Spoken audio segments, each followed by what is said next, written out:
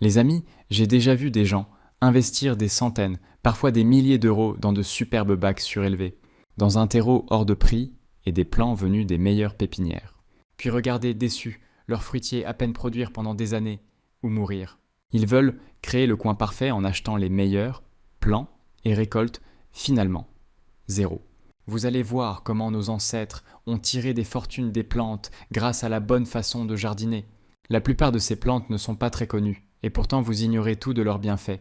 Des bienfaits que les élites de l'époque vous cachaient avec soin.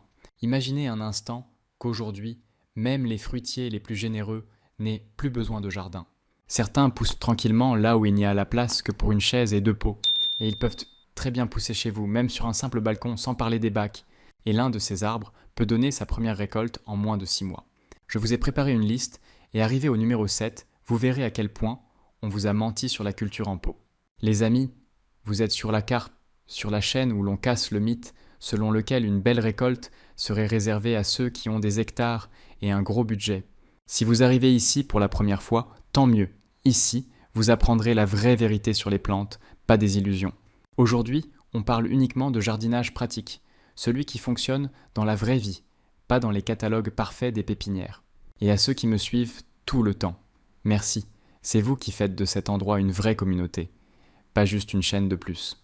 Entrons dans le vif du sujet. La plupart des gens sont persuadés que les fruits demandent des années d'attente, un sol parfait et beaucoup de soleil. Mais les arbres fruitiers en pot jouent selon d'autres règles. Ils sont compacts et leurs racines travaillent plus efficacement. Et la sélection variétale les a rendus capables de produire de très belles récoltes, même sur une surface réduite. Aujourd'hui, on va voir 10 fruitiers qui non seulement survivent en pot, mais donnent régulièrement des fruits. Une vraie récolte savoureuse qu'on peut déplacer, rentrer quand il fait froid et cultiver même là où d'autres ne poussent jamais. On commence par le numéro 10 et on remonte jusqu'au champion absolu. Alors notre liste s'ouvre avec quelque chose d'assez insolite, le kumquat. Je sais ce que vous pensez. Ce n'est pas juste une mini-orange? Pas vraiment. Le kumquat, c'est une expérience à part. On le mange entier, peau comprise, et le mélange entre peau sucrée et chair acidulée devient vite addictif. Voilà pourquoi le kumquat est idéal en pot. Il reste naturellement compact, dépassant rarement, aime en conteneur, et pour un agrume, il est étonnamment résistant, supportant des températures autour de -°C. Ce qui veut dire que bien plus de gens peuvent le cultiver que presque n'importe quel autre agrume. Pour la culture en pot, la variété Nagami est votre meilleur choix. Elle est productive, décorative avec ses magnifiques fleurs blanches et demande très peu de taille. Plantez-le dans un pot d'environ litre avec un substrat drainant spécial agrumes. Offrez-lui le plein soleil et arrosez quand les premiers centimètres du terreau sont secs. Petit conseil d'initié, le kumquat fructifie sur les nouvelles pousses. Donc une légère taille après récolte favorise en réalité une nouvelle fructification. Et comme il est auto-fertile, pas besoin de plusieurs arbres. Un arbre, un balcon, des agrumes frais tout l'hiver. Numéro 9, le calamondin. Restons dans les agrumes et parlons du calamondin. Ce grand classique philippin est l'exemple même de l'adaptabilité. Les calamondins sont presque increvables, ce qui les rend parfaits pour les débutants ou ceux qui ont déjà oublié quelques plantes d'intérieur. Les fruits ressemblent à de petites mandarines, très acidulées, parfaites pour la cuisine, les boissons et les marmelades. Mais ce qui rend le calamondin si intéressant en petit espace, c'est qu'il est aussi l'un des plus beaux fruitiers qu'on puisse cultiver. L'arbre porte des fruits et des fleurs en même temps, donc vous avez des fleurs blanches parfumées, juste à côté de fruits orange vif, sur la même branche. Et c'est superbe, les calamondins sont aussi extrêmement tolérants. Ils supportent mieux la mi-ombre que la plupart des agrumes. Ils se remettent d'un manque d'eau et résistent naturellement à beaucoup de parasites. Pour la culture en pot, choisissez un conteneur de 1 litre. Utilisez un bon terreau et fertilisez chaque mois pendant la saison de croissance avec un engrais équilibré spécial agrumes. Une astuce que j'adore, le jus de calamondin est incroyablement concentré. Quelques fruits suffisent à remplacer un citron entier dans une recette. Donc même si les fruits sont petits, l'arbre vous apporte une vraie valeur en cuisine. En plus, il reste autour de A, M en pot, ce qui le rend parfait pour une terrasse ou même une pièce très lumineuse. Numéro 8, le pêcher nain. Changeons de registre et parlons fruits à noyaux. Les pêchers demandent normalement beaucoup d'espace, mais les variétés naines ont changé la donne. Des variétés comme Bonanza ou Eldorado donnent de grosses pêches juteuses sur des arbres qui ne dépassent pas, à mètres. Alors oui, les pêchers demandent un peu plus d'attention que les agrumes, mais la récompense est incroyable. On parle de croquer dans une pêche tiède, gorgée de soleil, cueillie chez soi, avec un goût que celles du supermarché n'auront jamais. En pot, il vous faudra au moins un conteneur de litres, et les pêchers veulent du plein soleil. Je parle d'au moins 6 à 8 heures par jour. Ils ont aussi besoin d'une période de froid hivernal, autrement dit d'un certain nombre d'heures fraîches pour bien fructifier.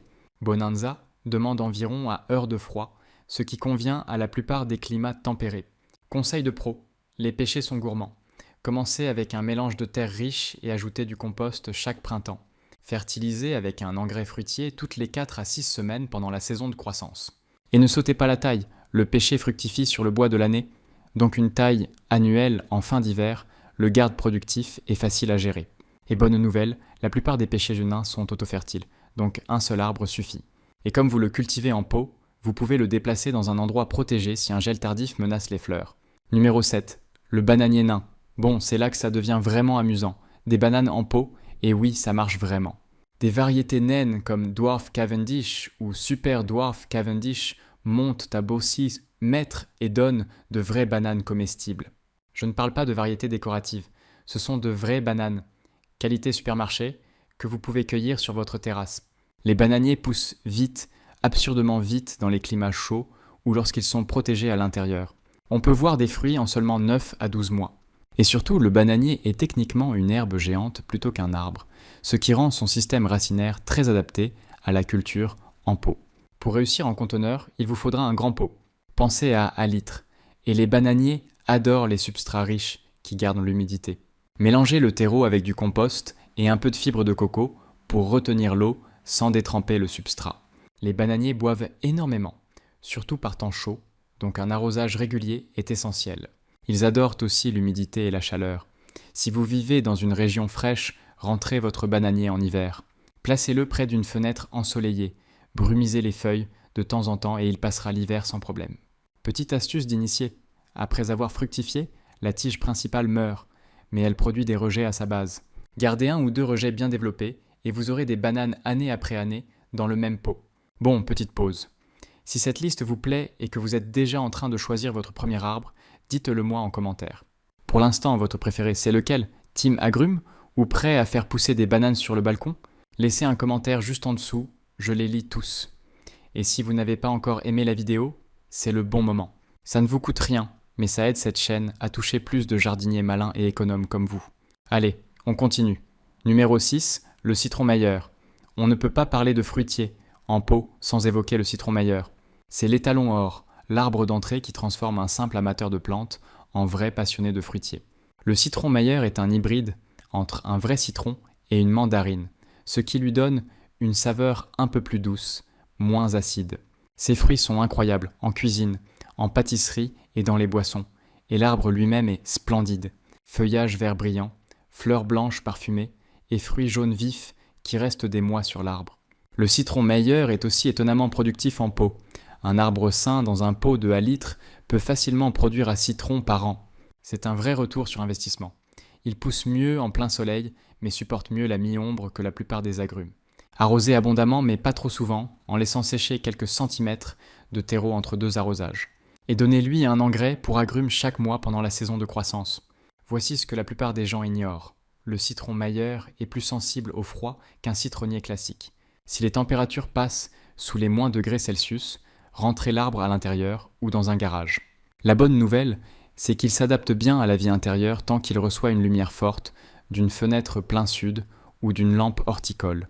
Un dernier conseil, le citron Meyer est auto-fertile, mais en intérieur, vous devrez parfois polliniser à la main en touchant doucement les fleurs avec un petit pinceau. Ça prend 2 secondes et augmente nettement la fructification. Numéro 5, le grenadier nain. Les grenadiers sont des plantes anciennes, admirées et absolument magnifiques, et les variétés naines sont faites pour la vie en pot. Des variétés comme Nana ou State Fair restent sous centimètres et donnent de vraies saugrrenades comestibles. Les fruits sont plus petits que ceux du commerce, mais la saveur est concentrée et incroyablement sucrée. Et puis le grenadier a ce charme ornemental unique. Les feuilles sont étroites et brillantes. Les fleurs sont orange-rouge éclatants. Et même les fruits ressemblent à des pierres précieuses quand ils mûrissent. Les grenadiers sont aussi très faciles à vivre. Une fois installés, ils supportent la sécheresse. Ils tolèrent bien la chaleur et résistent moins naturellement aux parasites. En pot, utilisez un conteneur de 1 litre avec un substrat bien drainant. Le grenadier déteste avoir les racines dans l'eau, donc drainage impeccable obligatoire. Il lui faut du plein soleil pour bien fructifier, mais il supporte aussi une légère ombre sans trop broncher. Fertilisez avec modération.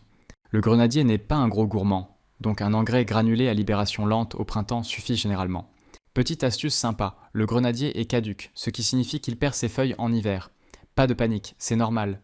Réduisez simplement les arrosages pendant le repos et votre arbre repartira au printemps avec de nouvelles pousses et de nouvelles fleurs. Et si vous le cultivez en intérieur, oui, le grenadier nain peut s'en contenter, mais il préfère vraiment l'extérieur. Gardez-le dehors pendant la belle saison et déplacez-le dans un garage frais ou une cave durant sa dormance hivernale. Numéro 4, le pommier nain. Des pommes en pot? Absolument. Et pas n'importe lesquelles. On parle de vraies pommes croquantes et parfumées sur des arbres de moins de 3 mètres. Les variétés colonnaires comme North Pole ou Scarlet Sentinel changent la donne. Elles poussent bien droites avec très peu de branches, donc elles prennent un minimum de place. Vous pouvez installer plusieurs pommiers colonnaires dans un petit espace et ils sont superbes le long d'une terrasse ou d'un garde-corps de balcon. Le pommier a une exigence particulière. La plupart des variétés ont besoin d'un pollinisateur. Cela veut dire qu'il vous faudra soit 2 variétés différentes, soit un pommier d'ornement à proximité pour la pollinisation croisée. Cela dit, certaines variétés comme Golden Sentinel sont auto-fertiles, donc renseignez-vous bien avant d'acheter. En pot, choisissez des conteneurs de 1 litre. Les pommiers ont un système racinaire plus important que les agrumes, donc la taille du pot compte. Utilisez un mélange riche et ajoutez du compost chaque année. Les pommiers sont aussi gourmands, donc fertilisez avec un engrais équilibré pour fruitier toutes les 4 à 6 semaines pendant la saison de croissance. Voici un vrai secret de jardinier. Les pommiers ont besoin d'heures de froid, comme les pêchers. La plupart des variétés demandent entre et heures sous les degrés Celsius. Si vous vivez dans une région chaude, cherchez des variétés à faible besoin en froid comme Anna ou Dorset Golden. La taille est aussi cruciale chez le pommier. Il fructifie sur des dards, de petites branches courtes et trapues qui mettent plusieurs années à produire. Une taille légère chaque année garde l'arbre sain et productif, sans supprimer ses précieuses structures fruitières. Numéro 3, les figuiers. Les figuiers sont des légendes du jardinage en pot et pour de très bonnes raisons. Ils sont incroyablement productifs, très adaptables et donnent des fruits qu'il est presque impossible de trouver vraiment frais en magasin. Des variétés comme Petite Negra, Little Ruby ou Chicago Hardy sont particulièrement bien adaptées aux pots et aux petits espaces. Ces arbres restent compacts, dépassent rarement à mètres et donnent 2 récoltes par an dans les climats chauds. La première, appelée récolte Breba, se forme sur le vieux bois au début de l'été. La seconde, la principale, se forme sur les nouvelles pousses en fin d'été et en automne. Les figuiers sont aussi étonnamment indulgents. Ils supportent bien la taille, tolèrent mieux les arrosages irréguliers que la plupart des fruitiers et ont peu de parasites. En pot, utilisez un conteneur de 1 litre avec un substrat bien drainant. Les figuiers préfèrent un sol légèrement alcalin, donc ajouter un peu de chaud au mélange peut aider. Ils adorent le plein soleil mais tolèrent aussi la mi-ombre. Arrosez régulièrement pendant la croissance, mais réduisez en hiver. Et voici un conseil de pro. Les figuiers cultivés en pot fructifient souvent plus régulièrement que ceux plantés en pleine terre, car le confinement racinaire favorise la mise à fruit.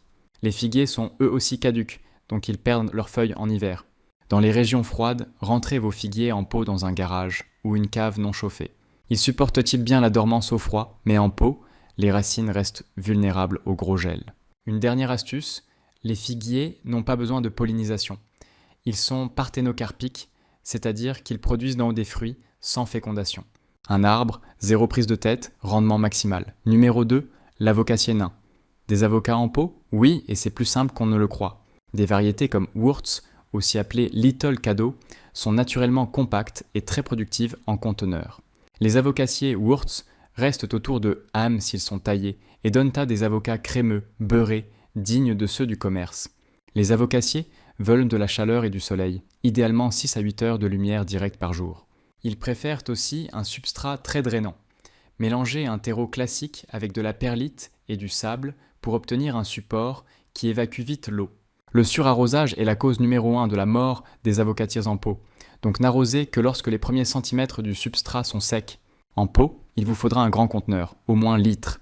Les avocatiers ont un système racinaire vigoureux et aiment avoir de la place. Ils sont aussi modérément gourmands, donc fertilisés chaque mois avec une formule équilibrée pendant la saison de croissance. Et voici le point crucial. La plupart des avocatiers ont besoin d'un pollinisateur. Leur floraison suit un comportement étrange appelé protogynie, où les fleurs s'ouvrent femelles un jour, puis mâles le lendemain. Wurtz, en revanche, est autofertile, ce qui veut dire qu'un seul arbre suffit. Les avocatiers sont aussi sensibles à l'accumulation de sel, surtout en pot. Rincez le terreau à grande eau tous les quelques mois pour éviter cette accumulation, qui peut abîmer les racines et réduire la fructification. Et si vous vivez dans une région froide, rentrez votre avocassier en hiver. Il ne fructifiera pas à l'intérieur, mais il survivra jusqu'à pouvoir ressortir au printemps. Numéro 1, le myrtillier nain. Et celui-là risque vraiment de vous surprendre, parce que les myrtillers sont techniquement des arbustes, pas des arbres. Mais ils méritent largement la première place parce que ce sont de loin les plantes fruitières les plus faciles, les plus saines et les plus accessibles aux débutants à cultiver en pot. Des variétés comme Top Hat, Jelly Bean ou Peach Sorbet restent sous à centimètres et donnent une quantité impressionnante de fruits. On parle ici de kilos de baies par plante, et le myrtillier en pot a un autre atout. Il est décoratif toute l'année. Au printemps apparaissent des grappes de fleurs blanches ou roses en forme de clochette. En été, vous récoltez de grosses baies juteuses. En automne, un feuillage rouge et orange flamboyant. Même en hiver, il reste intéressant grâce à ses tiges rouges. Le myrtillier a besoin d'un sol acide, idéalement avec un pH entre, et utilisez un terreau acide, prévu pour les plantes de terre de bruyère, ou mélangez de la tourbe à un terreau classique. Là-dessus, on ne négocie pas. Les myrtillers ne prospèrent pas dans un sol neutre ou calcaire. En pot, à litre, suffisent de largement. Les myrtillers ont un système racinaire peu profond et fibreux, donc ils n'ont pas besoin d'une grande profondeur. En revanche, ils demandent une humidité régulière. Arrosez régulièrement, surtout pendant la fructification, mais veillez à ce que le pot draine bien. Les myrtillers sont autofertiles, mais planter 2 variétés différentes augmente nettement le rendement. Et ils sont rustiques, ce qui veut dire qu'ils réussissent dans de nombreux climats. Et voici le point clé. Le myrtillier est une plante vivace. Une seule plante, bien entretenue, peut produire pendant 20 ans ou plus, des décennies de baies fraîches dans un tout petit espace. Donnez à vos myrtillers un engrais pour plantes acidophiles au début du printemps, puis au milieu de l'été. Taillez légèrement en fin d'hiver pour enlever le bois mort ou faible. Et protégez vos fruits des oiseaux avec un filet, sinon vous n'en goûterez presque aucun. Voilà donc la liste. 10 fruitiers. Bon, 9 arbres et un arbuste incroyable, qui prouve qu'on n'a pas besoin d'hectares pour produire des fruits abondants et délicieux. Que vous ayez un tout petit balcon, une petite terrasse, ou juste un coin ensoleillé près de la porte d'entrée, chacune de ces plantes peut prospérer en pot. Voici mon défi pour vous. Choisissez-en une, juste une. Commencez petit, apprenez au fur et à mesure, et regardez ce qui se passe. Cultiver ses propres fruits, ça change vraiment la vie.